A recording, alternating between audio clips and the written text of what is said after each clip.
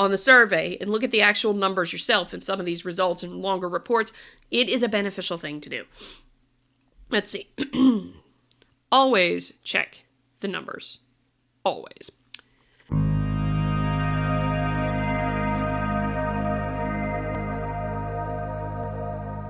So this caught my attention because FIRE, the Foundation for Individual Rights in Education, released their 2021 College Free Speech Rankings.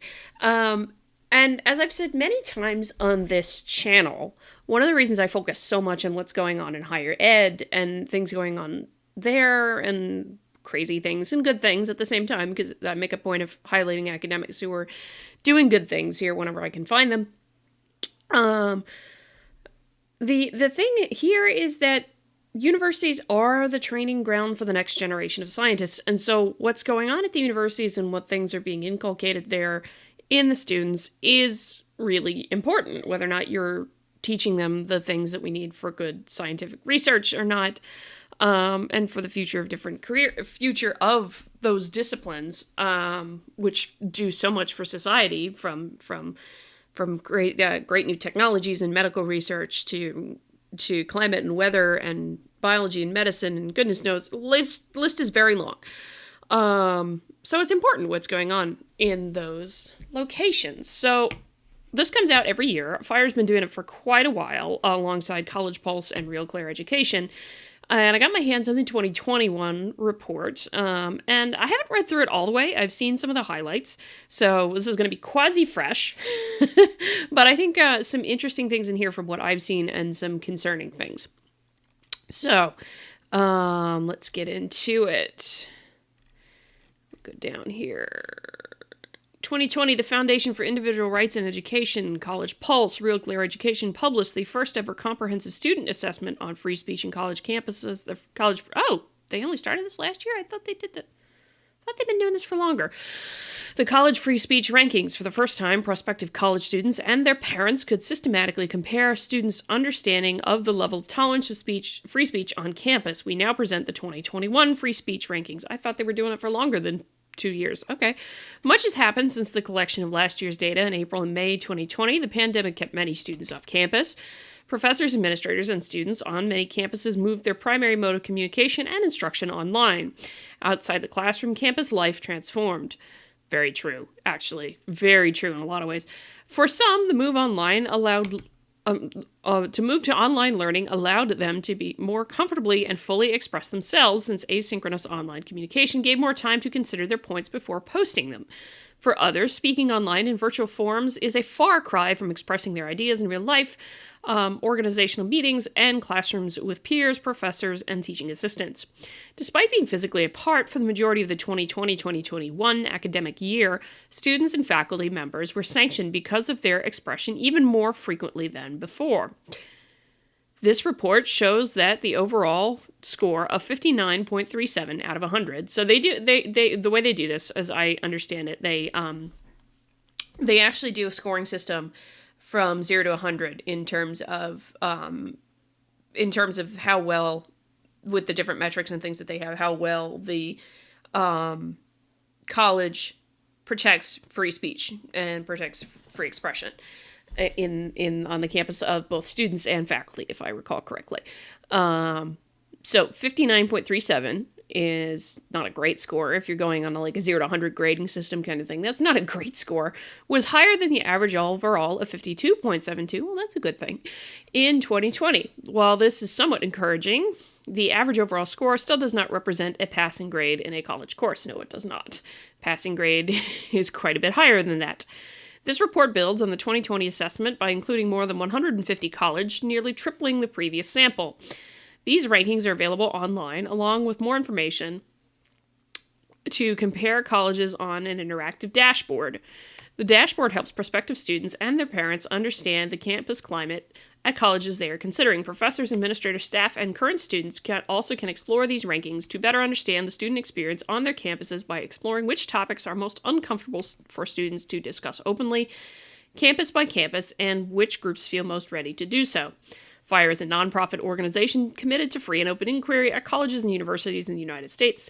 In partnership with Real Clear Education, commissioned College Pulse to survey students at 159 colleges about students' perceptions and experiences regarding free speech on campus. Fielded from February 15th to May 30th, 2021, via the College Pulse mobile app and web portal, the survey included 37,104 student respondents who were currently enrolled in four-year degree programs. So these are not students who are about to enter. These are not high school students. These are not students who have just graduated. These are students currently in, and they may be anywhere from this is their first year in college to they graduated right in May of 2021. That's quite possible. Key findings include Claremont McKenna has the highest ranked score in the 2021 free speech rankings. The University of Chicago, the University of New Hampshire, Emory University, and Florida State University also ranked highly. So, in other words, these are the best schools. They were the top 5 for protecting free speech and free expression on campus and allowing that. DePaul University has the lowest overall score on the free speech rankings for a second year in a row, confirming its place at the bottom. Marquette University, Louisiana State University, Wake Forest University, and Boston College are near the bottom of the rankings.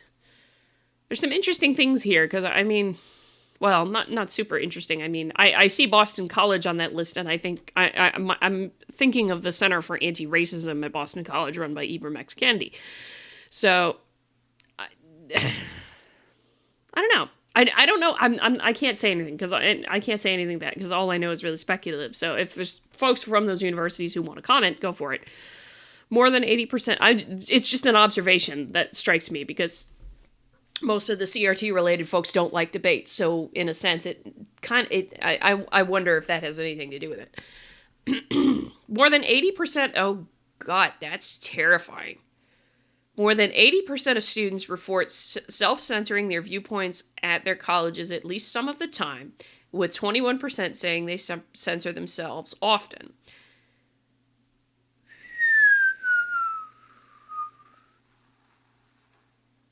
That's concerning. That's really, really concerning. And that's students, actually, now that I think about it. This survey is just of students, but that's a problem if students are really, really afraid to actually talk, with the exception of a very vocal minority, I think, on campus. At this point, might be the reason there, although this is a key findings section, so I don't know what will be later on down yet. That's really, really, really concerning that 80% of students self-censor at least some of the time. They don't say what's really on their minds. And, more than 50% of students identify racial inequality as a difficult topic. That I'm not surprised here. This actually doesn't surprise me. If you go back to the video I did on the Scholars Under Fire report, which is also produced by Fire, that was the number one topic that got professors and grad students and scholars terminated or subject to targeting incidents by mostly started by undergrads, actually, which is terrifying in and of itself. But this is scary because, at least in science, the thing is, in science, you need divergent viewpoints. You need divergent viewpoints to be able to get at the truth, to look at things from different perspectives, to come up with creative ways to develop experiments, to think about the problem differently, or the question you're trying to answer differently. Or trying to find an answer to, let's put it that way. So saying that people are scared to talk about something, to express their viewpoints, is really, really startling to see that, and I hope that doesn't continue. There are wide differences in support for the speaking rights of controversial speakers on college campuses, ranging from a low of only 11% of students strongly supporting the rights of speaker with a message. I don't think that'll go over well with YouTube if I speak that one out loud, to be honest. So, little self-censorship I don't particularly want to do, but because that's their words and not mine, YouTube. To a high of 34% of students supporting the rights of the speaker with a message. Okay. Well. Okay, if I'm reading this right. So it's not. This is interesting. This finding is not about whether or not somebody approves of the message. At least the way I read it here. It is about whether or not they support a speaker saying it, being able to say it freely. That's interesting. I didn't. In either case, it's really low because, at least for me, in terms of free speech, say it even if it's morally abhorrent. Go ahead and say it. That is your right under the First Amendment in the U.S. to say it. I'm fine with that. I may completely disagree, and like I said, I don't necessarily agree with everything here. I don't necessarily agree with either of these statements, but fact matter. Yeah, I don't necessarily agree with either of these statements, but I would absolutely be in the camp in both cases of you can say whatever the hell you want. It's your First Amendment right to do so. In each case, though, large majorities do not strongly support the speaking rights of controversial speakers. That's really interesting. I wouldn't have called it that way, to be honest. With the amount of postmodernism going on different campuses, I would have thought it would have been more in the other way. But this is about students, so that's interesting. I'm not sure what I think of that. Political ideology was strongly correlated with tolerance or intolerance of conservative speakers and liberal speakers. Oh, very nice. Although,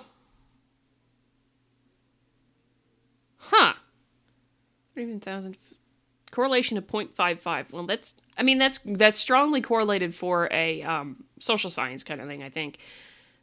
Negative 0.49.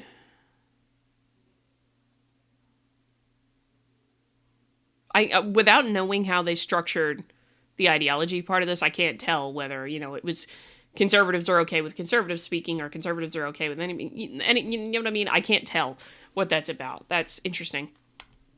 2/3 of students say it is acceptable to shout down a speaker to prevent them from speaking on campus, up 4 percentage points from last year. That's also concerning, because the other thing is about science. Thinking about it from what this means from the science perspective, you must be able to have divergent viewpoints. And I recall many times, actually, at conferences when I was an undergrad, or conferences when I was early in grad school, seeing two different scientists competing on a different topic, and they would get into some heated arguments. You got to be able to allow that. And if it's shouting down a speaker who you disagree with is okay, and that's allowed to continue to percolate into scientific disciplines from college students that are being trained in science, hopefully they're training kicks in and you're not supposed to, you don't end up doing that.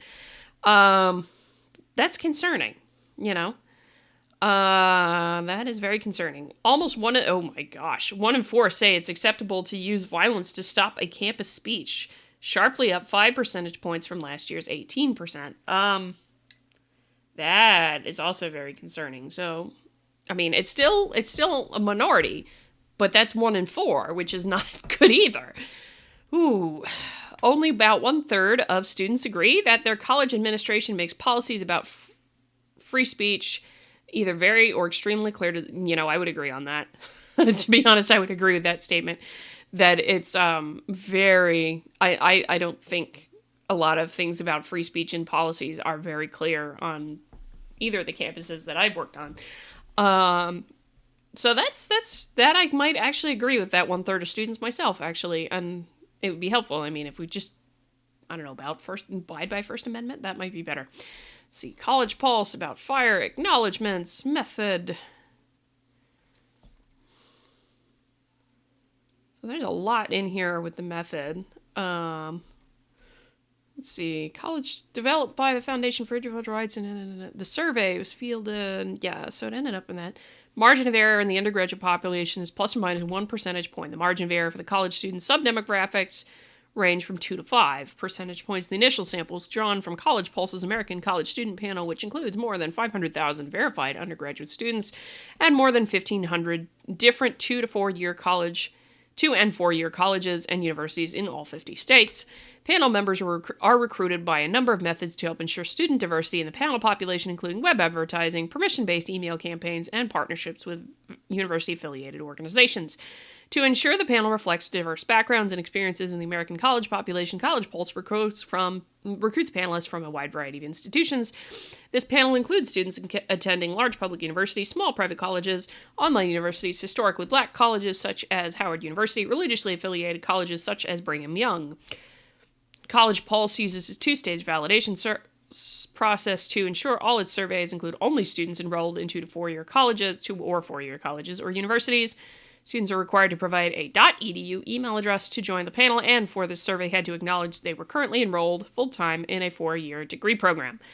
All invitations to complete surveys were sent using the students.edu email address through notification in the College Pulse app that is available on iOS and Android platforms. College Pulse applies a post-stratification adjustment on demographic distributions from multiple data sources, including 2017 current population survey, 2016 National Post-Secondary Student Aid Study, and the 2018-2019 Integrated Post-Secondary Education Data System. The post-stratification weight rebalances the sample based on the number of important benchmark attributes such as race, gender, class, year, voter registration status, and financial aid. The sample weighting is accomplished using an iterative proportional fitting. That acronym is backwards. Process that simultaneously balances the distribution of all variables. Weights are trimmed to prevent individual interviews from having too much influence in the final results. The use of these weights in statistical analysis ensures that the demographic characteristics of the sample closely approximate the demographic characteristics of the target populations. Even with these adjustments, surveys may be subject to error or bias due to question wording, context, and order effects. Okay, that's interesting. Didn't know that was how they did that. So basically what they're describing this whole process is, despite the fact that they had ultimately at the end 34,000 odd students who completed all the surveys and questions and what have you for this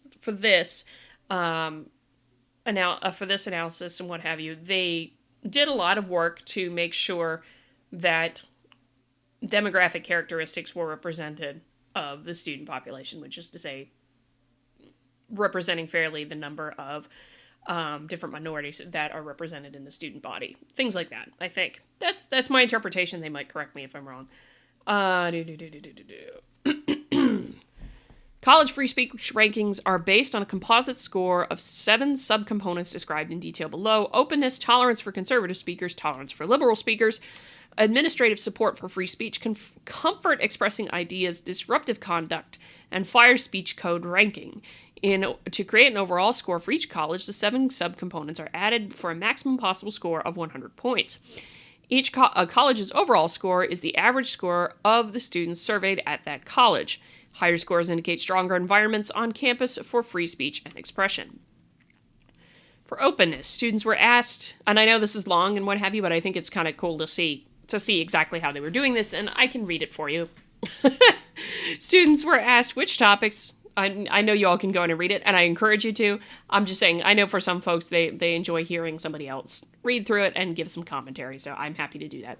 Students were asked which topics, if any, were difficult to have open conversations about on campus. Options included abortion, affirmative action, China, climate change, coronavirus, economic inequality, gender inequality, the George Floyd protests, gun control, immigration, the Israel-Palestine conflict, racial inequality, sexual assault, social media deplatforming, and transgender issues.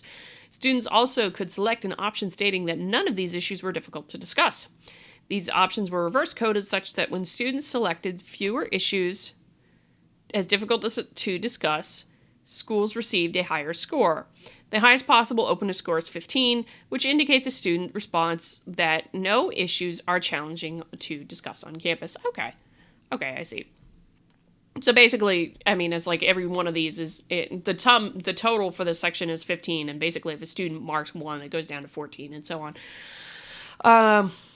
That's interesting, and I mean, what I don't see here is a place for students to identify other topics they found difficult to discuss. So that's kind of like a bit of a gray area here, unless the student realized, oh, well, maybe this thing I found really difficult to discuss is fit under here. So there's things like that. Students were asked how much they support or oppose allowing different speakers on campus, even if they do not personally agree with the speaker's message. Students evaluated 8 speaker topics, which were balanced to be equally controversial among liberal or conservative students. Survey items for liberal speakers included. Okay, so basically these two are the same. And the idea here is that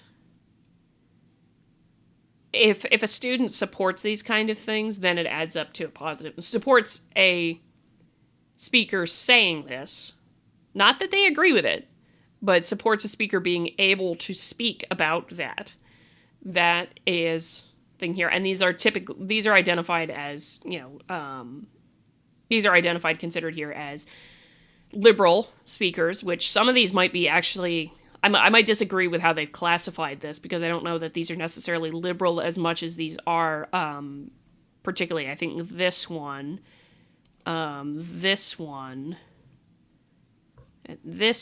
yeah, I actually think that 4 of these are more progressive than classical liberal, to be honest. So that might be a little bit more different. I mean, liberal is just an easier classification, doesn't necessarily make it the right one here. So I don't know about that. I think I might classify this more as tolerance for progressive speakers than liberal speakers, but let's go on. Tolerance for conservative speakers similarly were asked how much they support or oppose allowing conservative speakers to speak on campus, including the items such as all these. I'm not going to dwell on them. Options were coded such that more support for speakers received higher scores. The highest possible score for this component is 16 and 16. So 15, 16, 16 in here. Administrative support for free speech. This component comprised scores on 2 items. How clear is it to you that your college administration protects free speech on campus?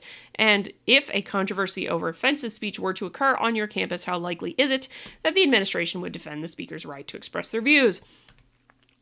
Options range from extremely likely to not at all likely on a 5-point scale, with higher scores representing greater perceived support. So this is about perceived support more than it is about actual support. And I think I know why that is with respect to this. So this is students' perceived support more so than it is actual support here, but scoring to 10. Comfort expressing ideas. This component comprised scores on 6 items. 5 items asked students how comfortable or uncomfortable they would be doing the following: publicly disagreeing with a professor about a controversial topic, expressing disagreement with one of your professors about a controversial topic in a written assignment, expressing your views on a controversial political topic during an in-class discussion, expressing your views on controversial political topic to other students during a discussion in a common campus space, expressing an unpopular opinion to your fellow students on social media, on a social media account tied to your name. Options range from very comfortable to very uncomfortable on a 4-point scale, with higher scores representing greater comfort. The 6th item responds to the question on your campus: how often have you felt that you could not express your opinion on a subject because of how students, a professor, or the administration would respond? Options range from never to very often on a 5-point scale, with less frequent indication of inhibition receiving a higher score. Scores across these 6 items were scaled to a maximum of 25 points. Disruptive conduct. Students were asked how acceptable or unacceptable different kinds of activities to protest a campus speaker were, and these included shouting down a speaker or trying to prevent them from speaking on campus, blocking other students from attending this campus speech, using violence to stop a campus speech. Options were scored on a 4-point scale ranging from always acceptable to never acceptable, with less acceptance of disruptive conduct receiving higher scores. Highest possible score was 12. Let's see. Fire rates the written policies governing student speech at over 475 institutions.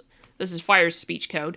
3 substantive spotlight ratings are possible: red, yellow, or green. A rating of red indicates that the institution has at least one policy that both clearly and substantially restricts freedom of speech. Colleges with this rating receive a score of -6. Colleges with yellow ratings have policies that restrict a more limited amount of protected expression, or by virtue of their vague wording could too easily be used to restrict expression. This rating received a score of 0. Policies of an institution with a green rating do not necessarily threaten speech, although this rating does not indicate whether a college actively supports free expression. This rating received a score of 6. Finally, a 4th rating, warning, is assigned to a private college or university when its policies clearly and consistently state that it prioritizes other values over the commitment to free speech. Colleges with this rating were scored like red schools and received a score of -6. The scores are presented separately. To create an overall score for each college, the 7 components were added together for a maximum score of 100. The overall score for each college is the average score of the entire student body surveyed at that college, including the college post weighting described above. The average overall score was 59.37, and the standard deviation was 4. Okay, so let's see. Overview. Let's get into some of the interesting stuff. Self-censorship. Okay. On your campus, how often have you felt that you could not express your opinion on a subject because of how students, a professor, or the administration would respond? Very often, fairly often, occasionally. Okay. Rarely and never. So, 30, 62, hold on, 32, 45, 53, so a little over a half are occasionally or more. So it's 83 if you go from rarely and above. Which I'm more concerned about the occasionally, because if it's rarely, I'm not too worried about it. But, well, I mean, any kind of censorship is really, really bad, to be honest. But half of students, that's really, really, really concerning, actually. You have to be able to speak up and express what you're thinking about and what your argument is. And if you have a concern with the way a professor has done something or something like that, you have to be able to do that in science. So it is really concerning to me that this is the kind of thing that's happening, that you're just basically not helping students understand that they have the ability to speak and they should use it. While differences in self-censorship between male and female students by race and class are limited, there are marked differences in area of political orientation. Among students who identify as liberal or who identify as neither liberal nor conservative, the rate of self-reporting no censorship was its highest at 19%. Just 12% of respondents who identify as the middle of the road report no self-censorship, and the proportion for conservatives is only 9%. Those are both small numbers, though. Those are both small numbers. I mean, those are both small numbers in here. So, what do students mean when they think of self-censorship? For many students, merely sharing a perspective is the least of their worries. They say they are concealing their very identities from their classmates, professors, and others on campus. Though I hold liberal views, sometimes in some topics my views are more conservative, and I'm afraid of being labeled as something I am clearly not. In a class discussion after a controversial racist incident involving a black student and public safety officers, I wanted to express that I didn't think the actions of the officers were entirely unjustified. I felt like I couldn't say this because everyone around me was saying how racist it was, even though none of the students were black, but I was. That's interesting. So this student at Barnard College,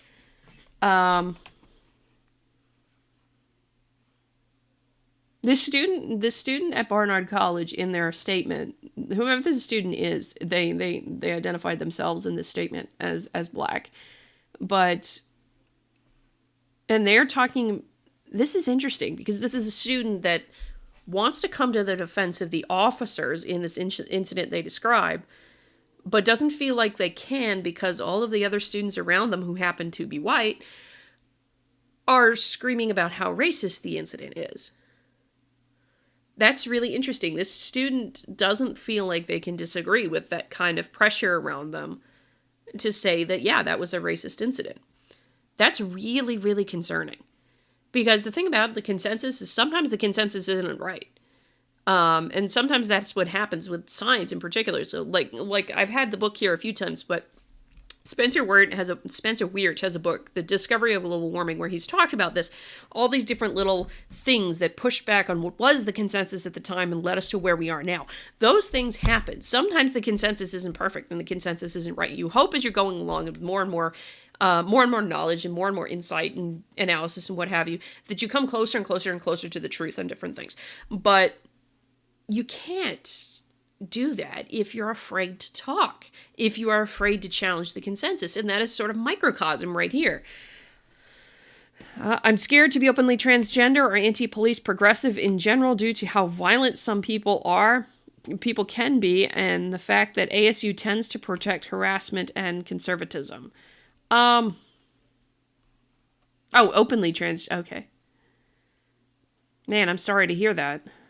I mean, it's not right either way to be kind of forced down in these things. So it's not right either way. And Arizona State University, if you've been following, has been in the news for some unfortunate incidents there too that were quite visible on Twitter earlier today. Students were asked specifically on which issues they were difficult to discuss at college. This year's survey presented 15 hot-button issues. On average, a notable portion of students identified 10 topics. Of these, racial inequality was identified by more than half of respondents, and abortion was selected the second most frequently. Gun control, the George Floyd protests, and transgender issues rounded out the top 5. Meanwhile, there were some controversial issues that students did not consider difficult to discuss. Only one in five students reported China, social media, deplatforming, and climate change is difficult to discuss. A lot of these I can completely understand given the Scholars Under Fire report about targeting incidents. Yeah, there it is for you. Oh, climate change is not at all difficult to discuss. Okay, 37,000 students. I got that wrong before. Some students say it can be difficult to have conversations about certain issues on campus. Which of the following issues, if any, would you say are difficult to have an open and honest conversation about on your campus? These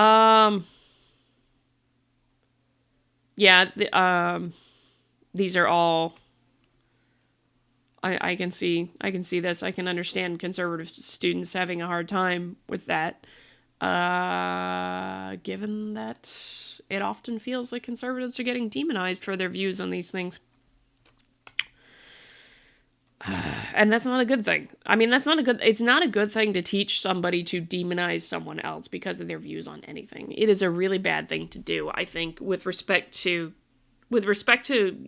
if someone's becoming a scientist and they've learned all their life that it's okay to demonize someone who disagrees with them on any topic, that's going to end badly with respect to science, because then we're just going to end up hating each other and discrediting each other and violating, therefore, then the principles of organized skepticism and disinterestedness, because it's going to start devolving into, I've got a vested interest in doing this because of my particular worldview, rather than, oh gosh, yeah, no, there's all sorts of things wrong things that can happen with this because of science, for science, I should say. How comfortable would you be doing the following on campus? Publicly disagreeing with, yeah, that's kind of hard to do. And I'm not going to say that that's hard to do simply because of, it's a controversial topic. Most undergrads, I'm going to speak from my own experience here with this. This is anecdotal. When I was experiencing an undergrad, I was, awed by professors and what have you. You look at them as the authority figure, right? You look at them as your next authority figure once you get past your teachers in high school. And so it's not unheard of to be afraid of disagreeing with an authority figure publicly on anything, let alone on such a controversial topic. So I'm not entirely surprised by that for different reasons, because, I mean, undergrads, you're coming in when you're 18, 17, 18, something in there. You're not necessarily, your brain doesn't really reach full maturity until, I think it's your mid-20s, from what I understand. So, there's a lot of things in there that could tie into that, not just necessarily it being a controversial topic, though certainly a controversial topic plays into this here. So let's see. One student from Arizona State University wrote, "More recently, it has been difficult to express my opinions, considering that most schooling is done online and my main focus is my education rather than having an intellectual conversations regarding the modern political climate in the United States. However, in the past, when school was instructed on campus, I experienced hesitancy to share my views for fear of disapproval of my peers. Often we would have speakers come to campus and discuss their interpretation of biblical teachings, and I might have agreed with some points made and disagreed with others, but I did not voice these opinions, as a large majority of students were often found reprimanding and ridiculing the speakers on multiple occasions. As there was already abundance of opposition against these kind of speakers, I did not feel comfortable expressing support in order to evade the target of that same disrespect." That's not a good thing either. Let's see. Really? Okay, that's one that didn't end up in the finding. More students, male students, feel more comfortable expressing themselves publicly, disagreeing with a professor than their female counterparts. Interesting. I wonder why that is. I mean, they don't go into it. This is just an observation, so I can't really speculate on why that is. I'm not going to try here. So that's different. Students who identified as non-binary were most likely to feel comfortable publicly disagreeing with their professors, with 49% reporting that this was either very or somewhat comfortable for them. 40 male and female students were very comfortable sharing an unpopular opinion. 47%. Okay.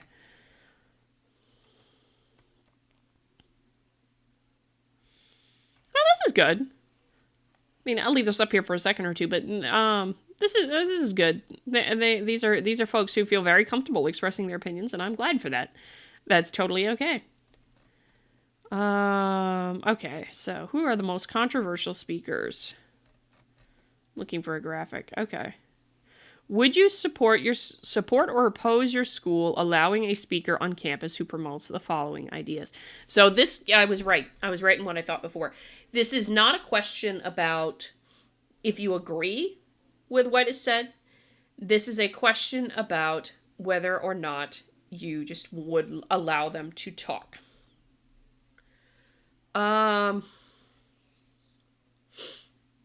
And I'm going to have to say I am not... The fact that these numbers work out the way they do, just looking at it, because the top four are all supposedly conservative talking points, and the bottom are supposedly liberal talking points, although I think I might disagree with that necessarily, that the classification I don't necessarily agree with. Here, because it's hard to classify a bunch of these things as conservative or liberal, because the thing is, we're of course not monoliths in what we think. So yeah, it's interesting, but I'm not entirely surprised that this has gone the way it is. Although the only one with majorities of anything really, because none of these actually have strong majorities, is the strong opposition to these two. That's the only one that I noticed there. And the only strong positive is allowing that, which there's a lot of statements in here that I actually don't agree with in either direction. So it would be like, but I don't care so long as the school allows it. And the school supports the ability of the speaker to speak. That's the problem, is a lot of the schools don't necessarily push back against the students who have shout downs or try to violently stop something or do things like that when they should. They should be enforcing the rights of the speaker to speak. Let's see. Students' views about their administration's support for freedom of speech on campus. 2020 data showed that despite discomfort, many students agreed that this administration did a good job. This year, more than 73 students reported that their college made free speech policies at least moderately clear to the student body, with only 12% saying that the policies were not at all clear. Likewise, more than 7 in 10 students reported if a controversy over free speech were to happen at their college, the administration would at least somewhat likely to side with the speaker in question. Only 7% said it was not at all likely that their college would defend the speaker. Race, gender identity, and whether the college was a public or private institution did not determine remarkable differences in this area, but gender and class year did. Male students reported much more often than female students that their college was not at all clear about free speech policies, 15 versus 9. Similarly, juniors and seniors were less likely than freshmen and sophomores to agree that their college made its... Really? So freshmen and sophomores thought it was clear, and juniors and seniors didn't. While 77% reported that their college had at least somewhat made its policies clear... had somewhat clear policies. This was true for only 69%. Well, that's not too much of a difference. Juniors and seniors more often that their college juniors and seniors more often reported that college would not vary or not at all likely to defend a controversial speaker compared to freshmen or sophomores. Last year, the University of Chicago outperformed all other colleges surveyed in this area, and this year the university again took the top spot of 159 colleges. Just over half of the schools ranked in the top 25 have endorsed the Chicago Principles, a nationwide exemplar of speech protective university policy. One student at the University of Chicago wrote, "I have luckily never felt like I had to hide my opinions, political or not, on this campus.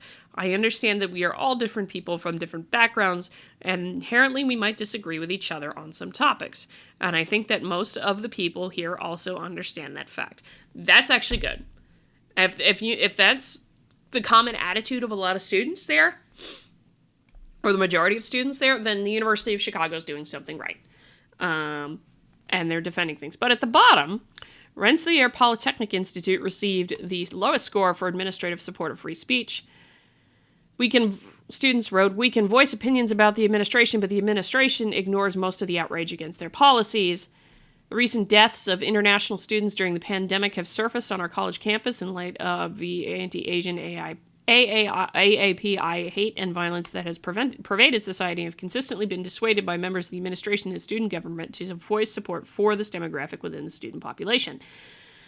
The culture at RPI is very stereotypically liberal with very little heard disagreement. I know people of many various opinions, but most who very significantly from the zeitgeist will not vocally share. Students also usually do not care to listen to opposing viewpoints, and the university does little to nothing to counter this outside of some rare, as this is a safe space of opinion bubbles. That's a weird sentence. I also do not trust the administration to support free speech at all if something truly controversial is said in a manner that will conduce any sort of publicity." There's actually some, well, no. I mean, there's not really any controversy there. They got two different worldviews about it, but that's interesting. Some respondents perceive that students who serve as representatives of the student body have a privileged voice, having frequent opportunities to interact with the administration. Those who represent students are not so sure. A student at Johns Hopkins University wrote, "During the COVID-19 response meeting among students' leaders, the administration had various representatives in each group. I felt after these representatives shared their opinions, I could not freely share mine as they were in a position of power." But a student at Macalester College wrote, "The Macalester College administration is fairly unresponsive to student critique feedback on how to better their operations so that the school better serves the needs of the student body. I have worked with several groups of students to bring issues to light with minimal success. Administration tends to demand concrete steps if you voice broad frustrations and talk about the lack of feasibility when you provide concrete steps. Macalester is not a conducive place to my mental well-being because of this."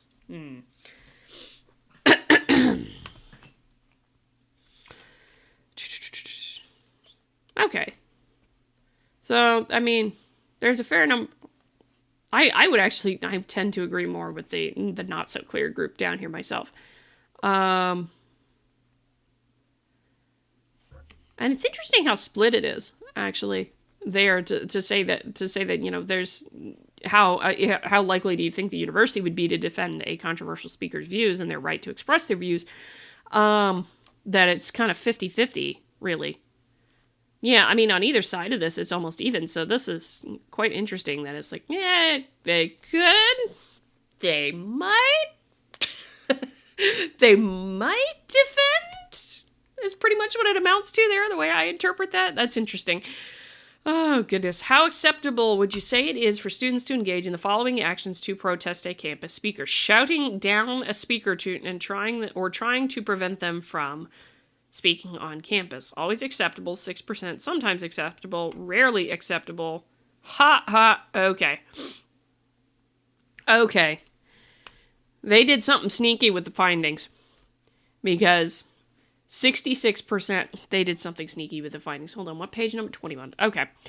Hang on. I want to go back up because I know what they said in the findings up here.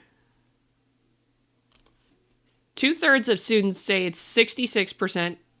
2/3 of students, 66%, say it is acceptable to shout down a speaker. So, Um, this is a point to be careful. This is why you always have to be careful and read the fine print in some of these things. And I'm going to be annoyed with fire for doing this. Because the thing is, the way they worded it, 66% of students find it acceptable to shout down a speaker on campus. The way that I interpreted reading that, and I'm sure probably others have interpreted reading that, was that really meant 66% always find it acceptable to shout down a speaker. But that is not what these numbers show. I don't think it's acceptable, period, to do. To be honest, I would fall in this never acceptable category. But nor does it necessarily say, because this is like sometimes acceptable, rarely acceptable. This is the thing. If I would go back and ask the students, when is it acceptable? If you're in the rarely acceptable category, when is it acceptable? Start asking those kinds of questions and get to the sliding thing here. But yeah, I that's the question I would ask, because this is a majority to say that it is 66% of students say that it is rarely to always acceptable to shout down a speaker. But that's not all of them saying that's not all 66% saying it's always acceptable. So the interpretation that I had in my head is different from what these results are. So this is why it's always bears a good thing to go in and look at the actual numbers, because of some of these kinds of little details that you run into. So if you can get your hands on the survey and look at the actual numbers yourself and some of these results and longer reports, it is a beneficial thing to do. Let's see. Always check the numbers. Always. Blocking other students from attending a campus speech. Again, this is the same kind of thing. I mean, it would be, what? This would be a smaller fraction. It would be 61 that would add up here, but I'm glad for that. And use violence. Yeah, I'm glad these two numbers down here are larger, for sure. But again, just bear in mind that it is rarely acceptable to always acceptable, and only 1% of students say it's always acceptable to use violence to stop somebody from talking. And it's a question then of, what do you define as a situation where you would do that? Is it anybody who disagrees with you? And I would add, that's the thing.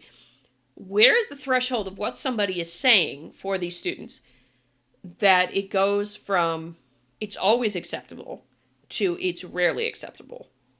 Is it some types of speech? Is it this? Is it that? That's what I want to know, kind of with this. They probably didn't ask that, but that's what I would want to know. As a member of the BC Republicans, Boston College, last year, one of our speakers had many protesters outside the room. They were banging on the walls, and we had to be ushered out of the room by police at the end of the talk. I felt that my ability to speak in the future was limited because I was afraid of dealing with something like that again. Yes. Let's see. Is there any other interesting things here? So this is the actual thing here. Claremont McKenna. We can roll through this, and I may pull up the rankings thing itself in a second just so you can see what that toolkit looks like. So you can go look for yourself and see if your university or a university of interest is on here.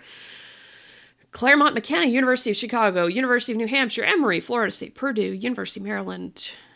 That's a surprise, because I didn't think highly. I didn't end up going to University of Maryland because they must have cleaned things up then, because I remember when I was in high school, one of the reasons I turned down going to the University of Maryland for college, actually, was because there was a year when I was in high school where they won the ACC college basketball tournament, and the students rioted, destroyed much of the businesses around the campus at the University of Maryland, and the result, they didn't punish anybody who rioted as part of the school. And I was just like, I'm not going there if you're not being disciplined with your students. So they must. I wonder if they changed that, because a riot is not free speech. A riot is not a protest. If you're burning stuff down, that is not a protest. University of California, Los Angeles, University of Arizona, College of William and Mary, University of Mississippi, Florida, University of North Carolina, the Tar Heels, Duke University here, the Blue Devils, North Carolina State University, 24. That's interesting. That is interesting. I wonder how that's going to change, because I know I tweeted about it I think earlier this week or late last week. But there's a professor in the education school at the university, at North Carolina State University, who is suing the university because they retaliated against him for disagreeing with the social justice direction of the program he is in. So, let's see. So they only put the top 25 in here. Okay, I was looking for more. These are warning colleges. So Hillsdale is the most free. Baylor is the least for free speech. So they probably have they have school profiles for different individuals. I'm not going to go through all this right now because this video is already getting long, but you can go in there and take a look. I think for ourselves, we will go in here and explore the news rankings. Of course, I will link this for you so you can go find it. I will also link to the toolkit I'm about to show here if it works. Yes, see the rankings. Okay, so this is the handy thing they built at the Fire's website. So you can go in here and play with whatever you would like and see some information on all of the different schools in the report. And so I encourage you to go do that. You can go find it by state, see what kind of things you have. And I encourage you to do this if this is something you're concerned about as a prospective college student, but also as a parent of a college student, and you want to make sure that they have the ability to... They are going to a place where they can express themselves. Just for kicks and giggles, let's look at a couple of states. Where do I want to go? How about...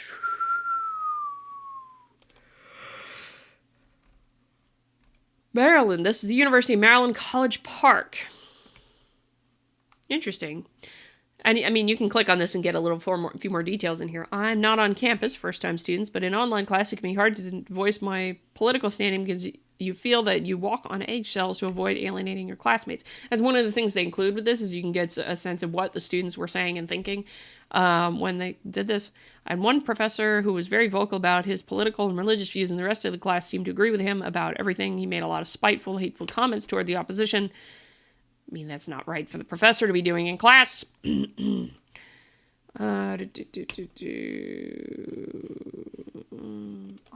maybe. Oh, and I forgot you can click multiple states at the same time here. Let's see. What about... about Oklahoma. Middle of the country. So this is Oklahoma State University.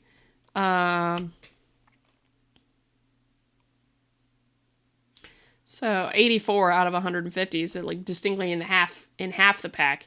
At the middle of the pack, I should say. There we go. I strongly objected to the university stating we discriminate through implicit bias in course evaluations. The professor I knew called me up, who was not directly involved and was not happy about my objection. That's not right for a professor to do that. I'm going to point that out, actually. A professor is not supposed to call a student like that. And I mean, the student would have to go into more depth, and obviously I don't know.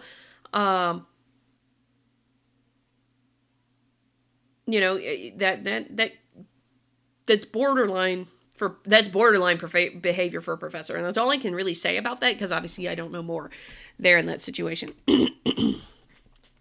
I did not personally feel I could express my opinion in this situation, but I was aware of peers that felt uncomfortable to do so. The Introduction to Sociology course that I took during my sophomore year often had small group discussions and open class discussions about controversial topics related to class, race, gender, and sexuality were often topics of these discussions. A girl in my small group mentioned being uncomfortable to share some of her opinions in the open class discussions due to fear of how some of the more outspoken conservative men in the class would respond. I also witnessed students consistently and purposefully using incorrect pronouns when referring to the professor who is transgender. The professor was also heckled by some students when trying to lecture over certain topics. Okay, yeah, no, the poor behavior on the part of the students is there. The University of Oklahoma is here too. I wondered about that. I was just gonna open the little. Oh, darn you! It reset on me. Darn you, Fire! Get your technology working. Okay. Let's try that again. Oklahoma. I'm just curious here. I'm just satisfying curious. Oh, I forgot. Need to get some technology corrections here. There's ways to do it. View school details. So yeah, with every school you can go in and find the different details and things like that. So again, this will be linked. I'm just exploring a little bit right now for my curiosity. In here, 42% say it is never acceptable to shout down a speaker. 80% say it's never expected. 67% say that it's likely the administration will defend the speaker's rights in a free speech. And most students are uncomfortable publicly disagreeing with a professor about a controversial topic. Racial inequality is the topic most frequently identified by students as difficult to have an open and honest conversation about on campus. So these are some of the students. They definitely don't have all of them here. But this is the student voices kind of thing. And there's all these things you can hover over them to see whatever you want. So that's done nicely. Other technology issues you got to work out. Fire, really, come on. You can build a better platform than this. Sharing political opinion seems like a bad idea, and it has consequences no matter which way you lean. That said, I feel like everyone should be able to express these things. I consider myself less left-leaning, but I am a free speech absolutist. One scenario that stands out was last year, when there was a controversy over a teacher saying the N-word while reading a historical document. Students were calling for the teacher to be fired. I disagreed that they should be fired. Furthermore, I think there is a valid debate to be had regarding whether the use of the N-word is acceptable in an academic context, such as quoting a historical document. I abstain from expressing either opinion because of my anxiety that others would simply fill in the blanks on all of my political views, assume I am either racist or uneducated or some other negative outcome. When the administration decided to punish all faculty for a professor reading from a historical document on racism in the past and made it clear that student speech was under suspicion for punishment as well while allowing a student group to use physical force and racially inflammatory graffiti all over campus, I had genuine concerns about speaking out about the facts of the issue for fear of losing my academic progress and degree opportunity. It is not safe to speak publicly on campus. I go to a Baptist campus, so having liberal views is not super popular. I usually feel okay standing up for views, but I believe I want to express my views on guns, but when some students were talking about it, but I didn't want to get canceled, so I stayed silent, even though I probably could have added value to the conversation. February 2020, there was a controversy about a professor saying the N-word, so this is something that was pretty fresh in the students' minds. About professors saying the N-word, and there were student sit-ins demanding provost be fired. I felt uncomfortable expressing my opinion that the angry students were overreacting and that the sit-ins were ridiculous in any manner in public on campus. A friend of mine and I were discussing the issues in a private conversation at the union when another student stopped to inform us that we were, quote, shitty racists. Since that day, I've been weary of expressing opinions in public spaces on campus. This is a bit concerning, and I think, what was it? So out of 150 schools, OU was near the bottom. University of Oklahoma is near the bottom here. That's not great. I think the University of Oklahoma could do well. We'll see here. I'm curious of other things here with this. Although, I mean, anybody at the bottom, you can work to do better, I think. You're near the bottom, and they're not the only ones. But that's the kind of thing I wanted to say, is this is a good time to look at it. And I think my closing thoughts of this are quite simply, universities are where we train the next generation of scientists, so be mindful of what's going on there.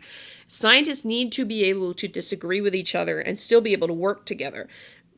We need to be able to express our divergent views on issues, in science at least, or issues related to science, without being harassed for them, and without feeling like we're going to lose our jobs if we do.